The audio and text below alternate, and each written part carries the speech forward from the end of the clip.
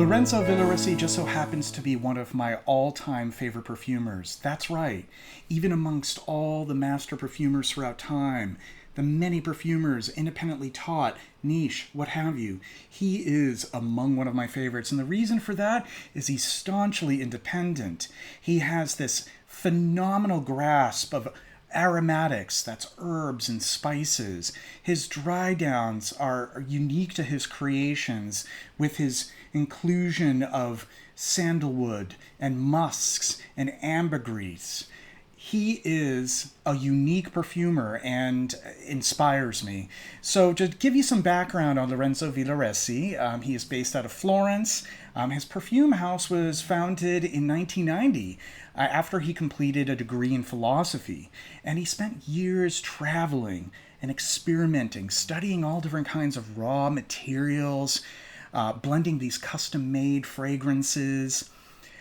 His house embodies a world of charm and international influence, such diversity in his work, and such sensitivity to the cultures for which he is inspired as well.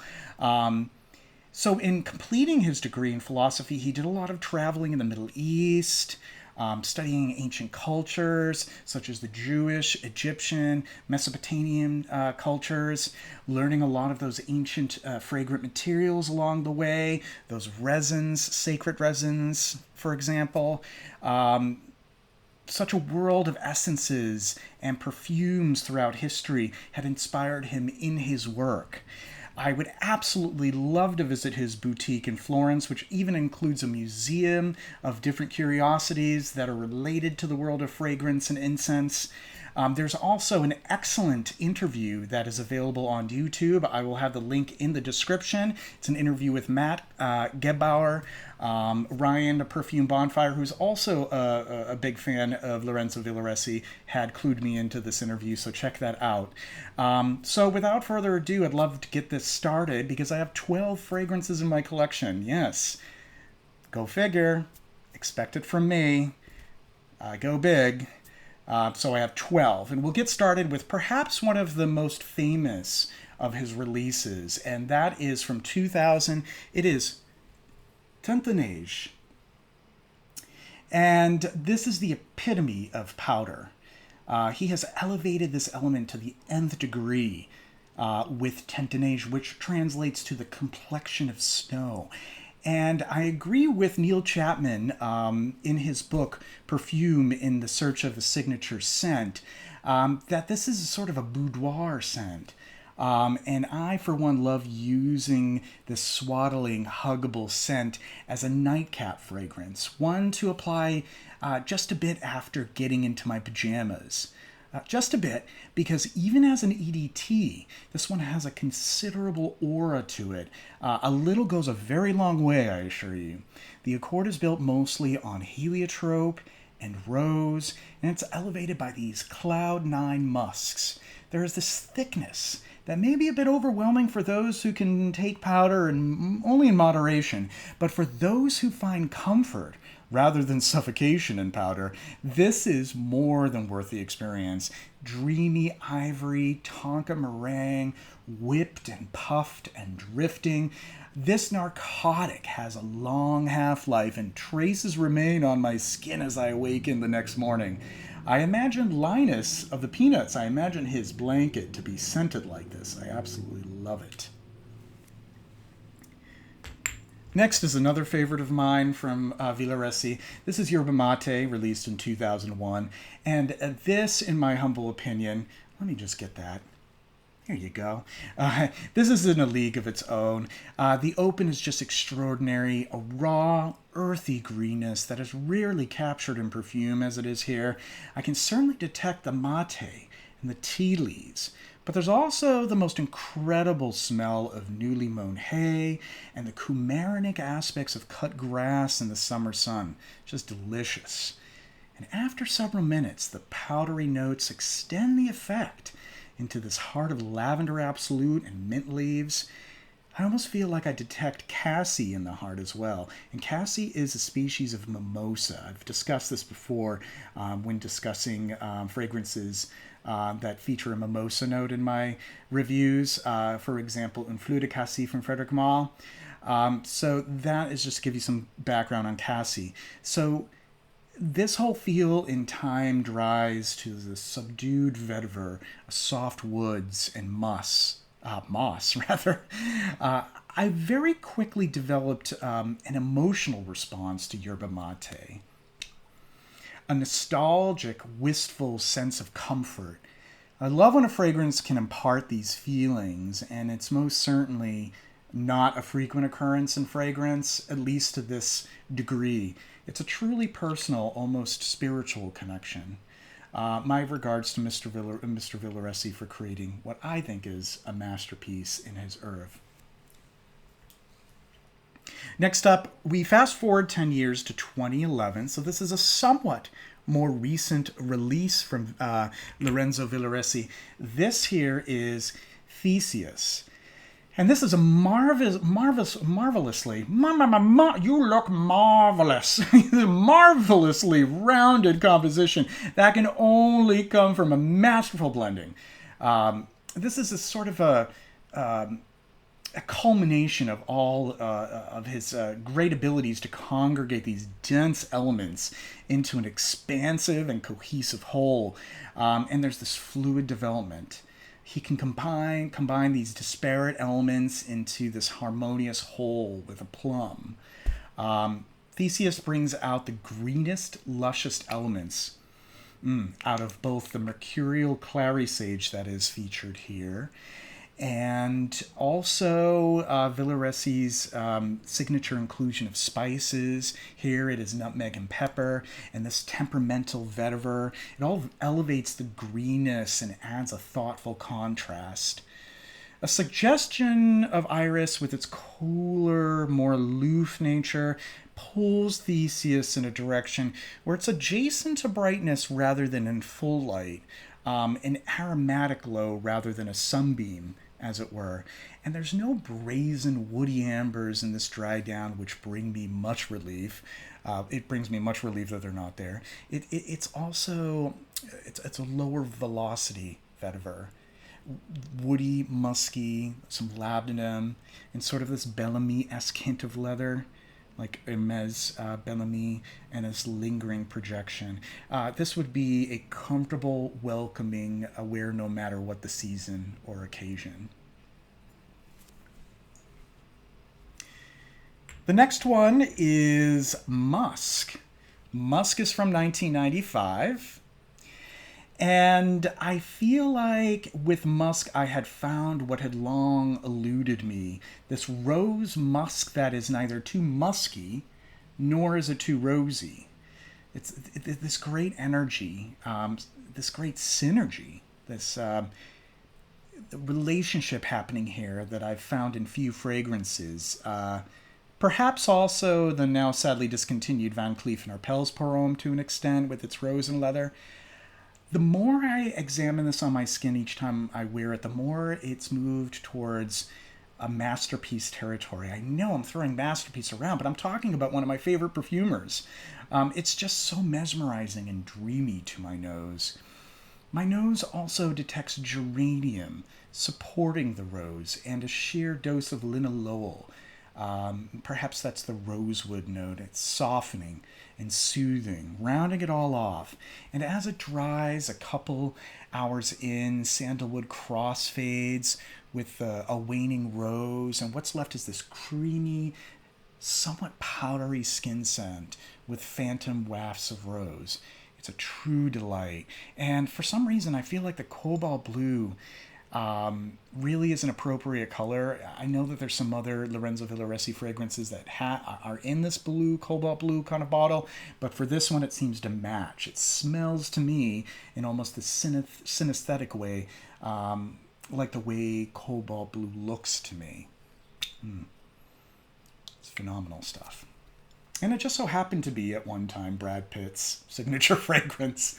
Take that as you will. Next in line is from 2006. This is Alamut.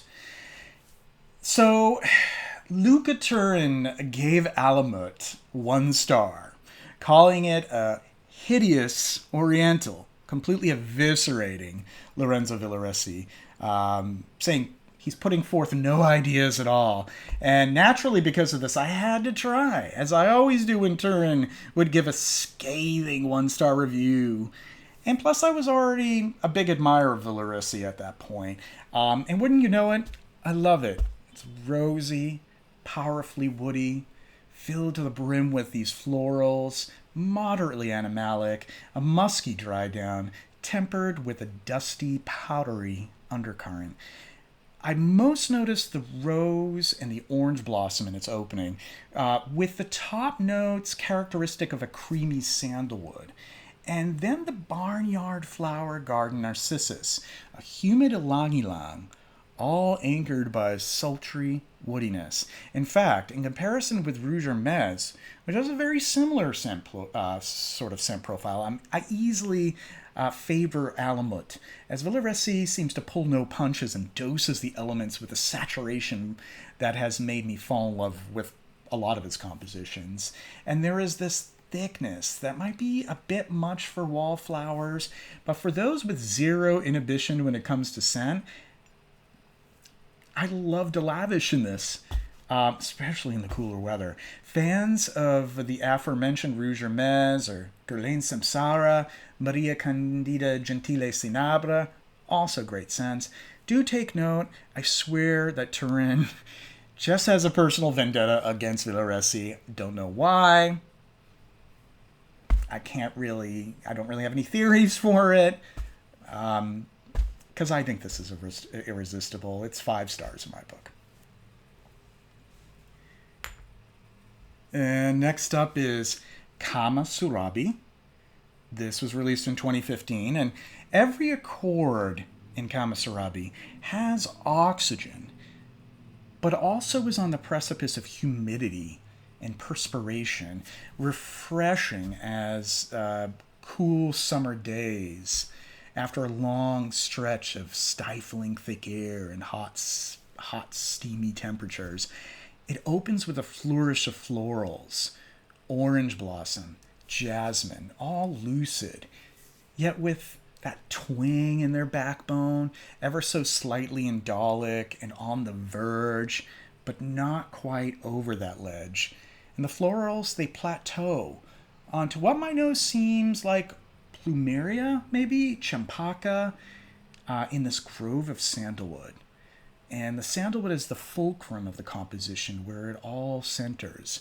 And the yellow florals, they rally around it as a chorus, singing the praises of 80s and 90s amber florals with modern arrangements. So Villoresi took this time-tested approach, incorporated his lovely base for which I'm hooked, and elevated innovative floral elements with woody and fresh components. And I'm really, really pleased with the end product here. It's another dazzler from one of my favorites. Oh, God. It's sensational. Right out of the atomizer. Next is Atman Xaman. This is the Eau de Parfum. I also have the Eau de Toilette. This was released in 2018. This is a modern tobacco that is done to perfection. It is a nod to leather tobaccos of the past, but it has an exuberant naturalism and this agresta quality that rivals many modern interpretations. I would go far as to say that this exceeds so many others in the niche realm. My perfumer's nose, amateur perfumer's nose, detects a generous dose of tobacco absolute, perhaps the Burley or Virginia variety, and even some Leatrix or maybe some Fleuve absolute, which are other coumarin heavy materials often used to build a tobacco accord. The leather harmonizes with this tobacco so that one can detect either a smoky leather or a leathery tobacco, and one doesn't demand dominance over the other. A melange of dry spices lend this exoticism and lift to it as well, all balanced so that, say, nutmeg isn't competing with the clove, the peppers are sheared out with just the tiniest spikes. And there is also a subtle aromatic green that runs through the composition. So as Atman Xaman dries down further into the heart, woods come into the fore. So we're talking vetiver, patchouli, supporting that effect. And there is mercifully no overdose of any woody amber aromachem or hackneyed base to disappoint. Villoresi has a true talent for incorporating naturals in a way so that they either run seamlessly within the composition or create this interesting contrast. And this creation surely is no exception. When compared to, say, Tom Ford's Tobacco Oud, we know that here there was more attention to nuance compared to Tom Ford's tendency to overindulge with their compositions in an attempt to be made more accessible to the mainstream aspirational types, dipping their toes into this upscale niche that they offer. This is very different, and it's certainly one of the finest, more recent fragrant releases that is deserving of so much more attention than it's been given. That's Atman Xaman. Next up, Garofano. Garofano is Italian for carnation. So the note of carnation is one that seems to be avoided for the most part in modern perfumery, except for the most niche houses. Its association seems to be confounding to those who have come to sort of expect 21st century tropes of clean and fresh, tasty and sweet. So in an age where getting one's hands dirty is anathema to one's clean living and antiseptic sensibilities, yet consumption and escapist hedonism seems to be at an all-time high. The idea of something that is spiced, powdered, corseted, gussied up with a bit of human warmth seems almost frightening to younger generations who may have little to no scent memory of it. It must be relegated to those long in the tooth, those boomers or that silent generation, the ones who should smell as they slowly, as such as they slowly fade into non-existence. And surely these old folks are too problematic, and we have nothing to learn or gain from them, let alone wanting to inherit their own scent memories with reverence and respect. But I digress. Ageism aside, I think that carnation poses a challenge enough if it's a supporting note. But as a soliflor, clovey, both clove and carnation scent components, the component profiles do contain heavy amounts of eugenol and anything deriving from eugenol. Spiciness here, a moth pink and feel with facets of ylang ylang, which is often used to build a carnation accord. Jasmine, rose, some heliotropin. It's bright, but not necessarily sunny.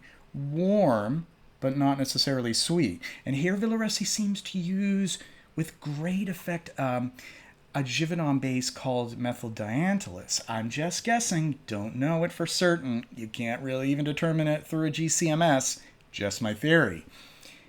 If he's using it, methyl dianthylus can build upon the limitations that can come from eugenol restrictions, and it creates this vanillic, powdery floral quality that captures the classic carnation accord. And here, it seems almost overdosed with an effect that almost seems like rose-scented mushrooms in its heart. And I actually agree with a reviewer on Fragrantica named Burnham Wood in that observation, so just wanted to give a shout out. And it may sound peculiar, but I love that fungal quality. It's the same reason why I like that sort of fungal quality that comes from gardenia or even patchouli. It has that same enchanting quality that I experience in the extraordinary mushroom and moss beauty that is Sheeple Mousse from Wiese à la Grande. And with Garofano, however, the emphasis is that of dianthus blooms in their truest element, only inches from the earth, very low-growing flowers, anchored in loam and somewhat fusty. There are whiffs of an ancient herb garden that includes some lavender and pelargoniums. And the dry down into the base, it's earthier, even warmer, with everlasting sillage that is now woodier and more agrestic in nature, with the ingenious powdery backbone that is a signature of Villoresi. You can also see that in the ones that I mentioned earlier, like Teint, Neige, Yerba mate, Musk. Garofano is a marvelous wearer that I honestly do feel would be received favorably if the wearer themselves is confident and radiates the same warmth as this creation. Just as the time-tested Rose and Galbanum have made their own comebacks in recent perfumery, Carnation is long overdue. And also, have conversations with your elders. Listen. Meet them where they are. Their stories and lessons, they're rich and invaluable. And now we're up to Piper Nigrum, released in 1999. So this happens to be one of the first ones that I encountered from Lorenzo Villoresi, and I smelled it while I was in this great little shop that was in Provincetown called, I believe it was called Kiss and Make Up. Pardon my phone. Obviously, I don't have it on quiet, but it's now sadly shuttered. It was the store called Kiss and Make Up in Provincetown, Massachusetts. That's where I first learned of Lorenzo Villoresi. I recognized the Latin name for black pepper, and I had to give it a whirl. I was just impressed with this arresting freshness and pop upon application. Yes, black pepper is in spades. It's pungent and bracing, but invigorating to the nose. And then there's this supporting mint and clove that elevate this effect. But do not fear, this is not a visit to the dentist chair. A panoply of other spices reach through and grab the wearer lovingly like a passionate dance partner. I also discern even some oregano and rosemary in the heart, lending to this showy two-step through Lorenzo Villoresi's herb and spice garden. The piquancy of Piper Nigrum may almost be too overwhelming to those who can only handle pepper, spices, and herbs sweetened and softened into an amber or vanilla rather than laid bare and raw. But it does, however, satisfy my yen in a way that Serge Lutens' Serge Noir did not, as I found that it transcends my threshold for acridness that Serge Lutens comes off of as a bit as unsettling. Here, though, Villoresi does bring it to the brink, and those who are familiar with his perfumes know his knack for bringing on the spices. However, his works often have a rustic rather than an aloof character, and this is no exception. It is infinitely wearable, especially with the base at Piper Nigrum. There is this phase of warm, dry balsams and incense. So if you want a real spice bomb, you got it right here. But it can get even spicier because there is an older release from Lorenzo, Spezie. And I have an older bottle of it, an older, maybe we could call it a vintage bottle. Don't know the exact year. This is Spezie from 1994. Ultimate spice. Those who think they know spicy fragrance have yet to experience something that is so wholly and truly spice and herbs as Lorenzo Villoresi's Spezie. This showcases that dusty sensation that comes with spices such as bay leaf, nutmeg, clove, with its wonderfully bitter, astringent, leafy qualities of oregano and these earthier, muskier elements of white thyme and caraway. And of course, cinnamon does serve as a backbone, carrying it all through the heart and base, while the dry down has the hues moving from olive greens to tawny browns. It feels sort of like rye, rosemary, and a sensual layer of perspiration enhancing one's own skin, with a puff of heliotrope rendering just a bit sweet and powdery, just a smidgen.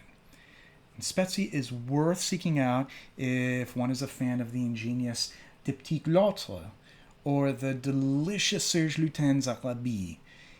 It is Villoresi's love letter to all the raw herbal and spiced elements in nature.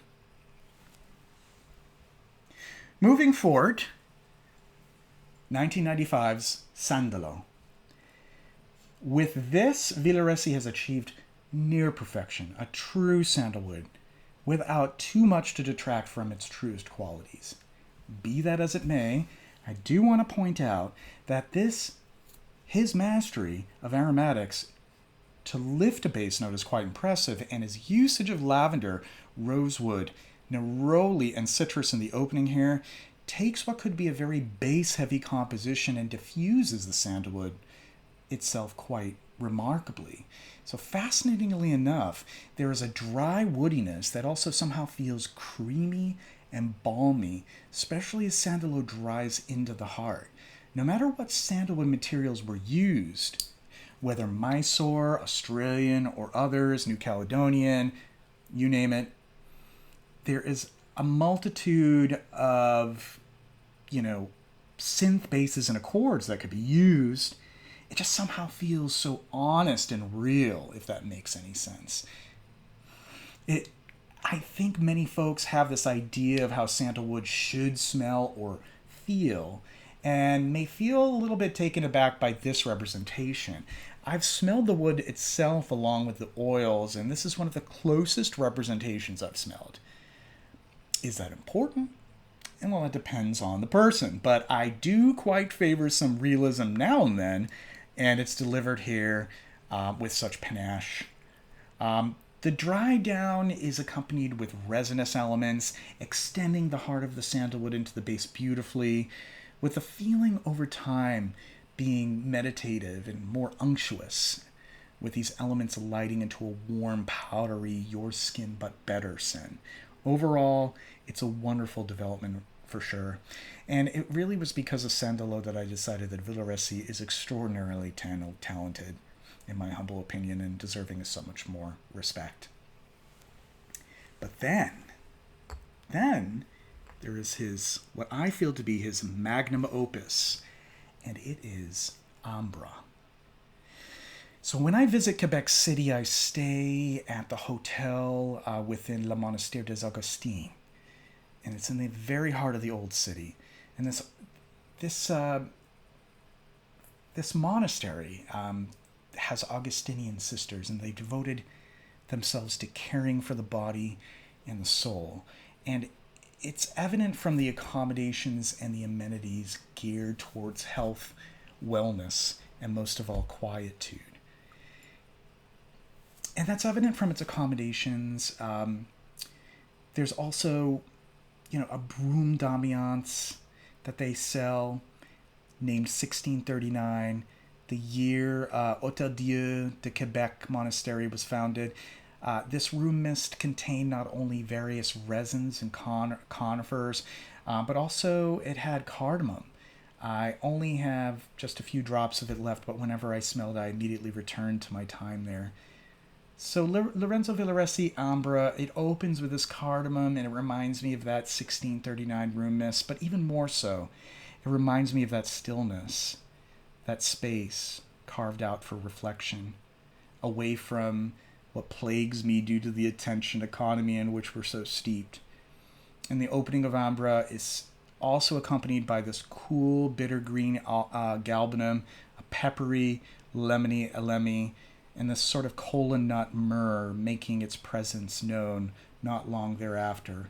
However, it is the ambergris that is at the core. Here it has a cool salinity and a levitation above skin quality. A small amount of true ambergris tincture must be here. I'm convinced. It has to be.